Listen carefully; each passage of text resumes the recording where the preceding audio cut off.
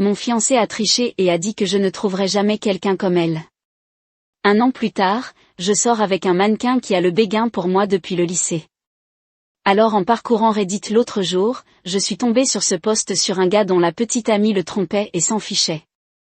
Elle était absolument honnête à ce sujet, comme si ce n'était pas grave. C'était fou et ça m'a fait penser à mon ex-petite amie. Je n'ai pas parlé de cet incident à grand monde, surtout parce qu'il est long et bien. C'était désagréable à l'époque, mais après avoir lu ce post, je me suis dit, qu'est-ce qui se passe? Autant lui donner une chance. Gardez à l'esprit que cela s'est produit. Il y a environ 2 ans. J'ai rencontré mon ex, appelons-la Chloé, via une application de rencontre. Ce n'était pas une de ces applications recherchant une connexion rapide. C'était l'un des plus graves, les gens espérant de toute façon une relation. À l'époque, j'avais 33 ans et elle 30 ans. Nous nous sommes rencontrés, avons discuté et il y a eu une connexion instantanée. C'est difficile à expliquer, mais nous nous sommes juste compris. Nous partagions le même sens de l'humour, les mêmes intérêts et pouvions parler pendant des heures sans nous ennuyer. C'était très rafraîchissant. Après quelques semaines de conversations en ligne et téléphonique, je l'ai finalement invitée à un vrai rendez-vous. J'étais un peu nerveux, pour être honnête, parce qu'elle était si adorable, je veux dire, à couper le souffle. Je ne dis pas que je suis un troll ou quoi que ce soit. Je pense que je suis un gars décent, mais elle était clairement dans une ligue différente. Je me souviens avoir pensé à l'époque que je ne chercherais probablement rien de sérieux avec elle, parce que, vous savez, les filles comme celle-là ont généralement beaucoup d'options. Je ne voulais pas avoir le cœur brisé. Être avec quelqu'un qui est trop attirant est un problème étrange, je sais, mais cela peut présenter son propre ensemble de défis. Quoi qu'il en soit, elle a accepté le rendez-vous et nous avons passé un très bon moment. Cela a juste validé tout ce que j'ai ressenti lors de nos conversations sur Internet. Nous avons commencé à nous voir plus fréquemment par la suite et c'est devenu très vite formel. Une chose qui me préoccupait continuellement était l'attention qu'elle recevait de la part des autres hommes. Elle m'en parlait de temps en temps, même lorsque nous étions ensemble. Un mec la draguait sans vergogne devant moi ou elle recevait des messages de mecs via les réseaux sociaux. Au début, cela ne m'inquiétait pas. Je lui ai fait confiance. J'avais l'impression qu'elle ne s'intéressait à personne d'autre et qu'elle s'intéressait vraiment à moi. Stupide, je sais, mais c'est ce que je ressentais à ce moment-là. J'appréciais simplement d'être avec elle et je ne voulais pas être un amant jaloux et peu sûr de lui. Les choses allaient très bien, vraiment bien, à l'exception d'un tout petit élément qui me restait à l'esprit. Nous avions une de ces folles discussions de fin de soirée où vous parlez de choses aléatoires et le sujet des laissez-passer pour les couloirs a été abordé. Si vous n'êtes pas familier avec le terme, il fait référence à une situation hypothétique dans laquelle vous et votre partenaire devez chacun choisir une célébrité avec laquelle vous seriez autorisé à coucher sans poser de questions. C'est censé être un geste, un peu amusant, mais cela peut parfois révéler certains sentiments sous-jacents. Quoi qu'il en soit, elle en a parlé, ce qui m'a paru bizarre. D'habitude, c'est moi qui initie ces discussions idiotes. Elle a dit que son hall pass était juste à Timberlake, ce qui est assez juste, HK, un gars ni cook. Mais ensuite elle a dit quelque chose qui m'a vraiment touchée. Elle a ajouté, je ne pense pas qu'il y ait beaucoup de célébrités qui me diraient non. Avec un léger sourire narquois, comme si elle était tout à fait sérieuse. Maintenant je savais qu'elle était belle. J'avais toujours su cela, mais l'entendre dire cela de cette façon m'a simplement froissé. Elle semblait accepter qu'elle pouvait avoir à peu près n'importe quel homme qu'elle voulait, ce qui me mettait mal à l'aise. Cela ne lui semblait pas non plus dans son caractère. Malgré son apparence extérieure, elle avait toujours été très accessible. C'était juste arrogant. Cela m'a mis mal à l'aise. Je n'ai rien dit pour le moment, j'ai juste ri et nous sommes passés au numéro suivant. Mais le commentaire a persisté au fond de mon esprit. J'y ai pensé tout au long des jours suivants. Le sentiment a disparu et les choses sont revenues à la normale. Mais je ne l'ai jamais oublié, le changement de son comportement. Les choses allaient très bien pendant un moment après la discussion sur le hall, mais j'ai ensuite remarqué un changement dans son comportement. C'était faible au début, mais avec le temps, cela est devenu de plus en plus clair. Elle a commencé à arriver à la maison plus tard que d'habitude. Normalement, elle arrivait du travail vers 18h, mais elle commençait à arriver à 19h, peut-être 19h30 ou même plus tard. Et quels ont été les arguments qu'elle a avancés? C'étaient fondamentalement des excuses boiteuses. Elle disait des choses comme « Oh, je viens de perdre la notion du temps ». Ou bien je suis tombée sur un ami et nous avons discuté un peu. C'était étrange, parce qu'elle était si minutieuse dans sa journée. Si elle était en retard au travail, elle me disait tout, sur quel projet elle travaillait, avec qui elle parlait, et ainsi de suite. C'étaient simplement ces raisons vagues et dénuées de sens. En plus, elle est devenue assez irritable. Si je lui demandais pourquoi elle était en retard, elle me répondrait violemment. Elle était devenue sur la défensive, affirmant que je contrôlais trop ou que je ne lui faisais pas confiance. Je ne voulais pas me battre, alors je reculais généralement. Je ne suis pas une personne conflictuelle, surtout quand quelqu'un a déjà une attitude répréhensible. Cependant, les nuits tardives persistaient, tout comme les raisons nébuleuses. Mes soupçons ont commencé à s'approfondir. C'était comme une petite voix au fond de ma tête disant que quelque chose ne va pas ici. J'ai essayé de l'ignorer, mais c'est devenu de plus en plus difficile. Passion et refus. Finalement, je lui ai demandé s'il y avait quelque chose qui n'allait pas. J'ai dit, est-ce que tout va bien? Tu as l'air différent ces derniers temps. Elle l'a nié. Bien sûr. Elle a répondu, non, tout va bien. Je suis juste stressée par le travail, comme d'habitude. Je voulais la croire. En fait, je l'ai fait. Quelques jours se sont écoulés et les mêmes choses se sont produites. Je ne pouvais plus le garder. Je l'ai de nouveau informé que son comportement était inhabituel et que j'étais inquiet. Cette fois, elle parut comprendre ce que je disais. En réalité, elle s'est excusée, affirmant que tout cela était dû au stress et à l'épuisement et insistant sur le fait que cela n'avait rien de personnel. J'ai compris ce qu'elle disait, mais je n'arrivais pas à y croire, les fausses explications. Après cette conversation, les choses ont semblé s'améliorer, du moins en surface. Elle était plus réceptive et conversationnelle. Quand elle rentrait tard à la maison, elle me racontait des histoires sur ce qu'elle avait fait, mais elle se sentait simplement creuse. Il y avait quelque chose dans la façon dont elle leur disait, le manque d'information, le fait d'éviter le contact visuel qui ne semblait pas bien. Je me souviens d'une nuit en particulier, elle est arrivée tard à la maison et m'a raconté une histoire où elle avait croisé un vieux collègue et pris un verre avec lui, et je savais qu'elle mentait. C'était comme si une ampoule s'était éteinte dans ma tête. Je ne peux pas le décrire, mais j'ai eu l'impression irrésistible qu'elle cachait quelque chose de vraiment important. Et c'est à ce moment-là que j'ai pensé qu'elle avait une liaison. Ce n'était pas seulement un problème mineur ou un malentendu. C'était une affaire à part entière. Je savais que je ne pouvais pas simplement laisser tomber. Je ne pouvais pas prétendre que tout allait bien. J'avais besoin de découvrir la vérité d'une manière ou d'une autre. Sa conduite avait radicalement changé par rapport à la femme que j'avais rencontrée pour la première fois. Il était impossible d'ignorer que ce n'était pas la personne pour laquelle j'étais tombée amoureuse auparavant. Quelque chose n'allait clairement pas et j'étais déterminée à découvrir de quoi il s'agissait. Le plan, d'accord, je suis assis là, convaincue que ma petite amie me trompe, ma première pensée était que je devais vérifier son téléphone. Je veux dire, c'est là que toutes les preuves devraient être exactes, les SMS, les emails, les réseaux sociaux, tout. Mais j'ai vite su que ça ne marcherait pas avant tout, elle était toujours au téléphone, ce qui rendait impossible de le retirer suffisamment longtemps pour effectuer une recherche approfondie. Même si je le comprenais, je ne suis pas vraiment un expert en technologie, je ne saurais pas où ni quoi chercher et elle aurait probablement supprimé n'importe quoi de accablant de toute façon. En plus, j'avais besoin d'une preuve. Je ne voulais pas localiser un message texte douteux et ensuite la confronter à celui-ci. Je voulais l'attraper dans l'ACT pour le savoir, sans aucun doute.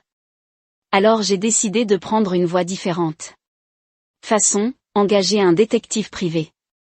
Ouais, je comprends, cela ressemble à quelque chose qui sort d'un film, mais j'étais désespérée. J'avais besoin de la vérité et je voulais que quelqu'un qui savait ce qu'il faisait m'y guide. Je voulais savoir qui était ce type et où il se rencontrait. J'ai effectué une recherche Google sur les enquêteurs privés de ma région et j'en ai découvert un avec des critiques positives. Je les ai contactés et j'ai fixé un rendez-vous. Je me souviens avoir eu très peur lorsque je suis entré dans leur bureau. Il me semblait que j'acceptais la défaite. Je me suis assis avec l'enquêteur, un gars qui semblait avoir déjà tout vu, et je lui ai tout raconté.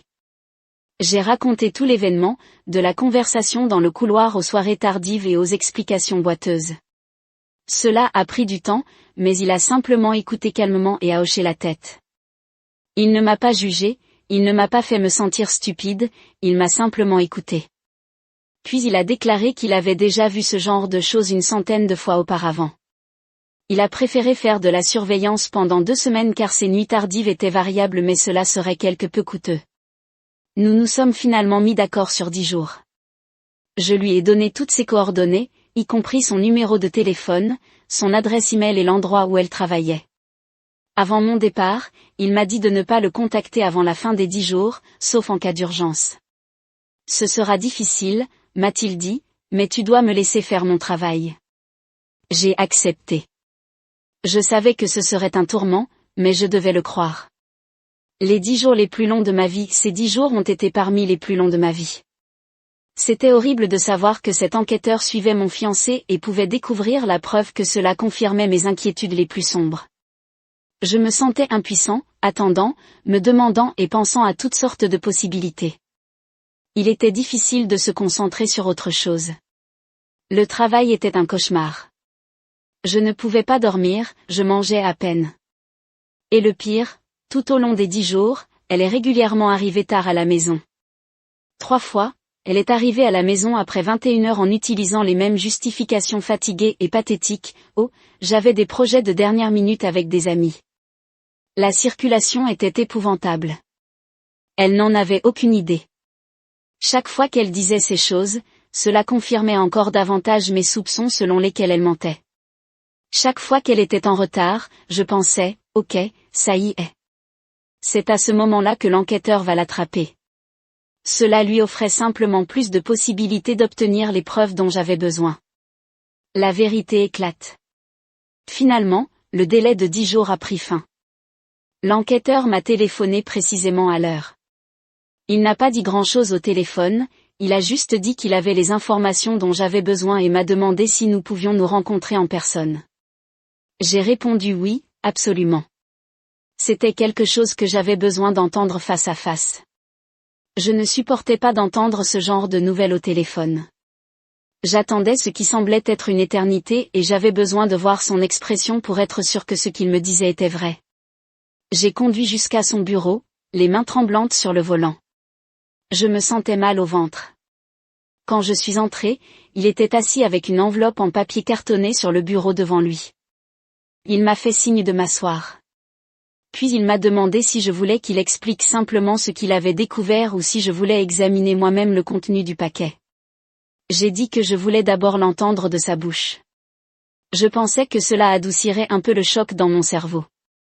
J'ai comparé cela au fait de surprendre votre partenaire en train de tricher et de prendre un moment pour vous préparer avant le coup de poing dans les tripes. Il inspira profondément et répondit, « Tes soupçons étaient juste comme ça. Il n'y a pas moyen d'éviter le problème.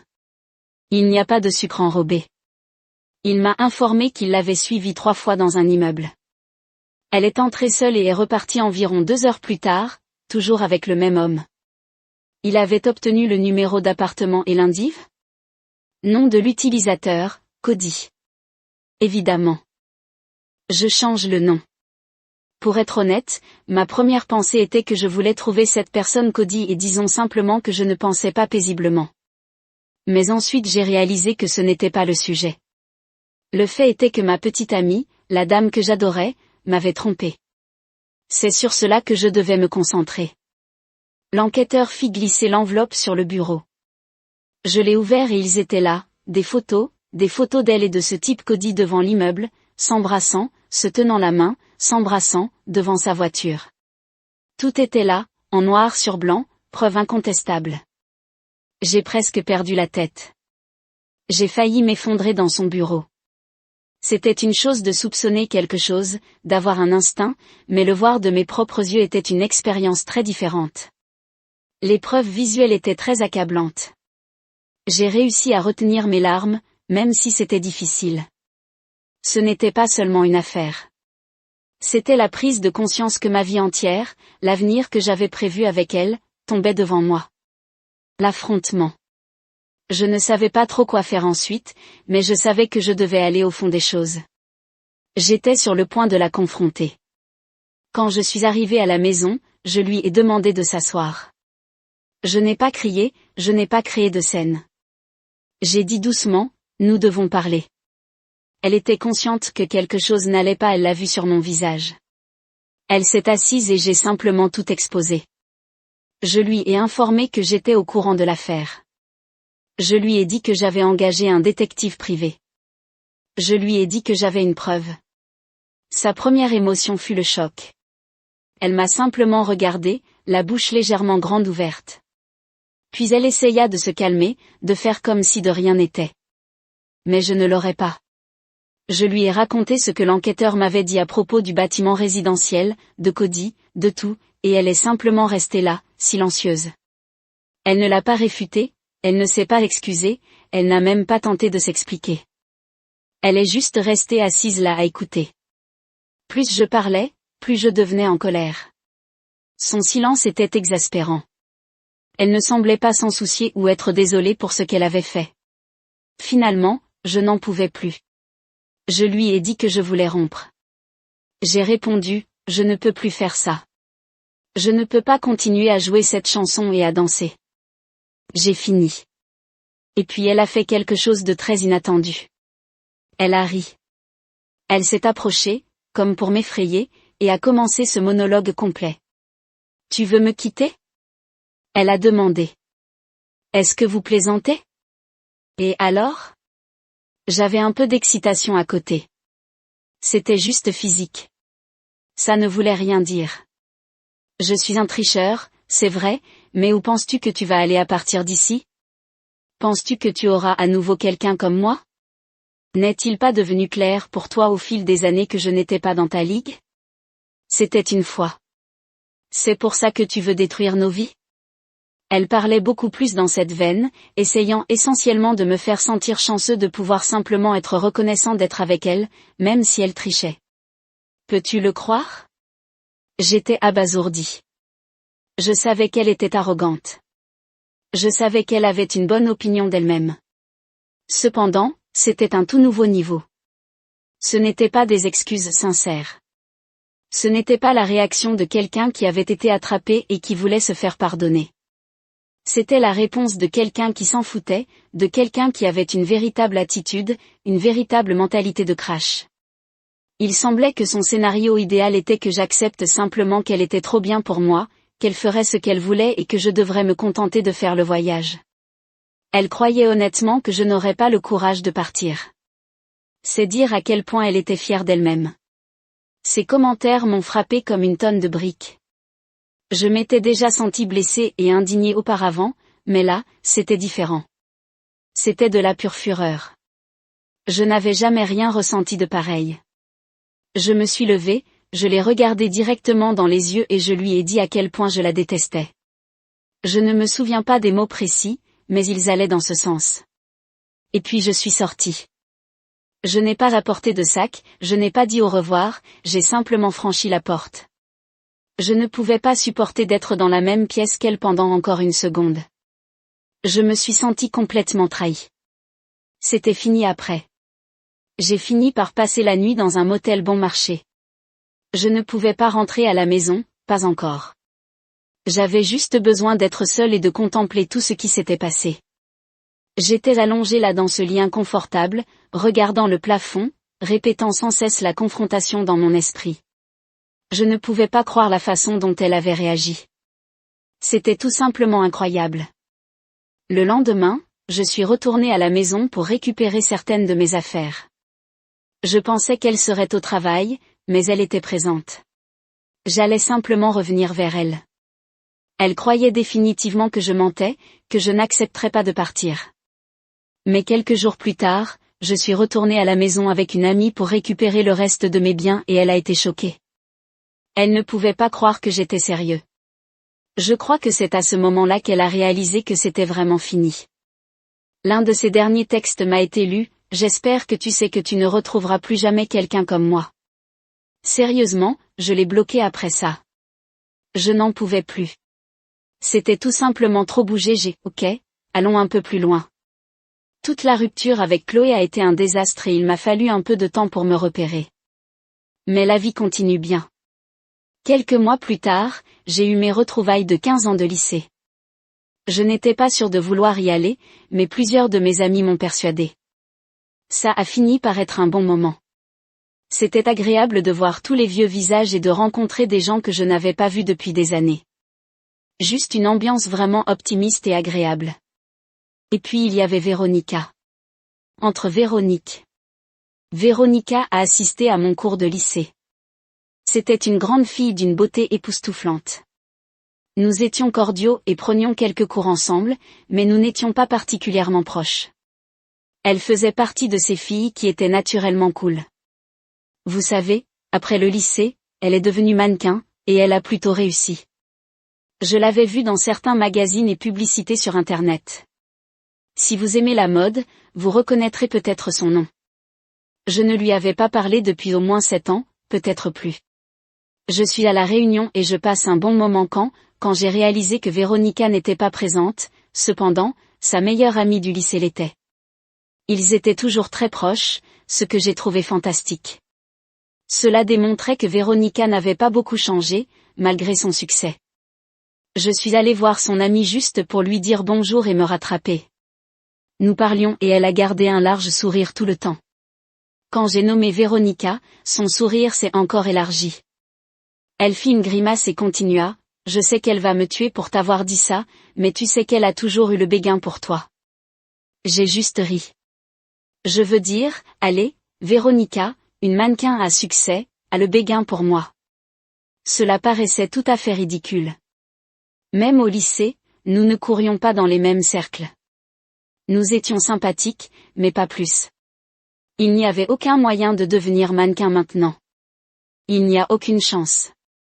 C'était flatteur, bien sûr, de penser que quelqu'un comme elle me trouverait belle, mais je pensais que c'était juste un événement du lycée qu'elle avait oublié depuis longtemps. J'ai dit à son amie que je ne pensais pas que Véronica se souvenait de moi, mais elle a insisté. Elle a expliqué que Véronica lui avait demandé de me surveiller à La Réunion pour voir si j'étais toujours aussi jolie qu'au lycée. Et puis elle a continué, elle est toujours amoureuse de toi. Alors si vous êtes célibataire et que vous n'avez pas peur des filles avec des bagages, autant tenter le coup. J'ai passé le reste de la nuit à réfléchir à l'entretien. Tout cela était tellement inattendu. Je ne mentirai pas, c'était merveilleux de savoir que quelqu'un comme Véronica s'intéressait à moi, surtout après ce qui s'était passé avec Chloé. C'était comme si voici cette femme que mon ex aurait considérée comme hors de ma vie et qu'elle aurait le béguin pour moi. Cela m'a fait comprendre à quel point les remarques de Chloé étaient inutiles et à quel point elle voulait me rabaisser. Cela m'a donné un regain de confiance significatif, prenant une chance après la reconnexion, j'ai décidé de tenter ma chance. J'ai pensé qu'est-ce que je pourrais perdre ? J'ai décidé de contacter Véronica en ligne, comme disent les enfants. Je l'ai trouvée sur Instagram et je lui ai envoyé un message. J'ai également informé l'amie de Véronica que j'allais lui envoyer un message au cas où elle ne vérifierait pas ses messages directs provenant de personnes qu'elle ne suivait pas. Je ne voulais pas que mon message se perde dans le mix. Et puis j'ai attendu et attendu, et attendu. J'ai attendu 5 jours et je n'ai rien entendu. Je l'avais complètement oublié. Pour être honnête, je pensais qu'elle était probablement occupée ou que son copain avait exagéré les choses. Cela ne m'inquiétait pas trop, mais finalement elle a répondu et son message était plutôt enthousiaste. Elle a écrit, « Oh mon Dieu, Case, ça fait si longtemps maintenant. » J'ai entendu dire que plus une femme vous répète de lettres dans son texte, plus elle vous aime. Je ne sais pas si c'est exact, mais c'était un bon signe. Nous avons commencé à échanger des messages, rattrapant à peu près tout. Nous avons parlé du lycée, de ce que nous avons fait depuis, de notre travail, de nos familles, de tout. Après quelques jours, Véronica nous a recommandé de passer à FaceTime. Elle a affirmé qu'elle en avait assez de taper autant. Bien sûr, j'étais ravie et nous avons commencé à établir des conversations vidéo pratiquement tous les jours, une connexion plus profonde. Au cours de ces conférences vidéo, j'ai commencé à mieux comprendre sa vie de mannequin. Elle m'a tout raconté sur l'industrie, les voyages, les séances photos, les hauts et les bas. Elle était à Bruxelles à ce moment-là pour travailler sur une campagne et m'a même donné quelques photos du tournage. C'était fascinant et c'était génial de la regarder dans son environnement. Cela nous a également permis de nous connecter à un niveau plus profond tout en étant à des milliers de kilomètres les uns des autres. Après quelques semaines de communication presque quotidienne, nous avons commencé à avoir l'impression que nous sortions ensemble. Nous ne l'avions pas officiellement appelée ainsi, mais cela semblait être plus qu'une simple amitié. Alors j'ai décidé d'être un peu ringard et de lui demander simplement « Qu'est-ce qu'on est ?» Elle a ri et a dit que nous étions de très bons amis, mais qu'elle voulait l'être davantage. J'ai vu ça comme une mignonne qui lui a demandé si elle voulait être ma petite amie. Elle a rapidement accepté sans hésitation. C'était une sensation merveilleuse. Le défi longue distance, évidemment l'aspect longue distance, était un défi. Elle était mannequin parcourant le monde pendant que j'étais ici pour faire mon travail habituel. J'ai eu une relation à distance quand j'étais plus jeune et je la méprisais. Il était difficile de maintenir ce lien, de sentir que vous faisiez vraiment partie de la vie de chacun. Mais c'était différent. C'était Véronica, et elle était déjà si importante pour moi que j'étais prêt à tout pour que ça marche. Alors j'ai réservé un vol pour Bruxelles pour la voir. Elle allait rester là quelques semaines pour travailler sur un projet, alors j'ai décidé que c'était le moment idéal pour la voir et avoir un avant-goût de sa culture. Le voyage qui a tout changé. Le voyage était tout simplement magnifique. Bruxelles était belle, bien sûr, mais être là avec Véronica était incroyable. Cela semblait être un rêve devenu réalité. Cela m'a appris que je ne devais pas abandonner l'amour à cause d'une seule expérience négative, qu'il existait encore des gens excellents, des gens qui en valaient la peine. Elle m'a même amené à une de ses séances photos. J'ai pu la regarder travailler, la voir dans son élément, l'encourager depuis le banc de touche et prendre certaines de mes propres photos. C'était tellement génial de la voir faire ce qu'elle aimait, et cela me faisait me sentir encore plus connectée à elle, comme si je faisais vraiment partie de sa vie. Le Mich Instagram. J'étais donc à Bruxelles pour passer des moments inoubliables avec Véronica. J'ai pris beaucoup de photos pendant la séance photo et j'ai décidé d'en partager quelques-unes sur Instagram. Cependant, je ne les ai pas téléchargées sur mon flux principal. Au lieu de cela, je les ai partagées dans l'histoire de mon ami proche, m'attendant à ce qu'un groupe limité d'individus les voie. Voici la chose que j'ai complètement oubliée à propos de mon ex Chloé, qui était toujours sur la liste de mes amis proches. J'utilise rarement Instagram, donc je n'ai pas pensé à la bloquer là-bas. Je l'avais bloquée partout ailleurs, mais pas sur Instagram. Une grosse erreur. J'ai reçu un message d'elle quelques heures seulement après avoir publié les photos. Rappelez-vous que nous n'avions pas parlé depuis presque un an à ce stade. Le message disait « Qui est-ce ? Pourquoi tu joues au groupie ?» Un emoji riant apparaît ensuite. J'ai répondu doucement « C'est ma petite amie. » Je n'ai rien dit d'autre. Elle n'a pas répondu tout de suite. Je pouvais voir le petit signe de frappe émerger et disparaître plusieurs fois au cours des 10 minutes suivantes, comme si elle écrivait quelque chose, le supprimait puis écrivait quelque chose de nouveau. Finalement, elle n'a envoyé qu'un message sarcastique. Bien sûr, le dernier au revoir. C'est à ce moment-là que j'ai décidé de l'essayer. Je lui ai dit qu'elle n'était pas obligée de me faire confiance. Puis j'ai dit, si vous pensiez que vous étiez hors de ma ligue, alors Véronica est hors de ce monde. Je l'ai aussi interrogée, comment va ton homme d'alors ? Je savais que ça piquerait. Elle a lu le message mais n'a pas répondu, puis je l'ai bloqué sur Instagram. J'ai réalisé que c'était probablement insignifiant de ma part de dire ces choses, mais je pensais vraiment qu'elle le méritait et je ne voulais pas qu'elle ait davantage accès à ma vie, plus d'opportunités de me mettre sous la peau. Même pour l'instant, j'avoue que j'étais curieux de connaître sa réaction. J'admets que c'est heureux pour toujours et que mes amis concluent l'histoire. Ce fut un voyage pour le moins passionnant, mais je peux honnêtement dire que je suis plus heureux que jamais. Véronica et moi sortons ensemble depuis nos vacances à Bruxelles et je ne mentirai pas, je pense proposer avant la fin de l'année. Ne lui dis pas cependant, Véronica est une véritable bénédiction dans ma vie. Elle est gentille, elle est drôle, elle est intelligente, elle est magnifique tant à l'intérieur qu'à l'extérieur, et elle me donne l'impression d'être l'homme le plus chanceux du monde. Je suis vraiment soulagée que les choses n'aient pas fonctionné avec Chloé, car si c'était le cas, je n'aurais pas rencontré Véronica. Je comprends que certaines personnes peuvent me critiquer pourraient répondre, oh, il est juste avec elle parce qu'elle est mannequin. Donc les longues distances ne fonctionnent jamais, mais je m'en fiche. Je refuse de laisser les critiques de qui que ce soit gâcher ma relation avec Véronica. Elle est géniale et je suis très ravie. Si les choses ne marchent pas, tu peux revenir ici et me le dire. Je vous l'avais bien dit, mais Dieu sait, je ne me vois pas épingler un autre morceau ici. Donc c'est tout. C'est mon histoire. C'est une histoire de trahison, de chagrin et finalement de découverte de l'amour et du bonheur dans les endroits les plus inattendus. Merci d'avoir écouté, lu, je suppose. Merci d'avoir regardé. Si vous n'êtes pas encore abonné, faites-le et appuyez sur la cloche de notification pour rester informé des histoires réelles les plus choquantes qui se déroulent autour de vous.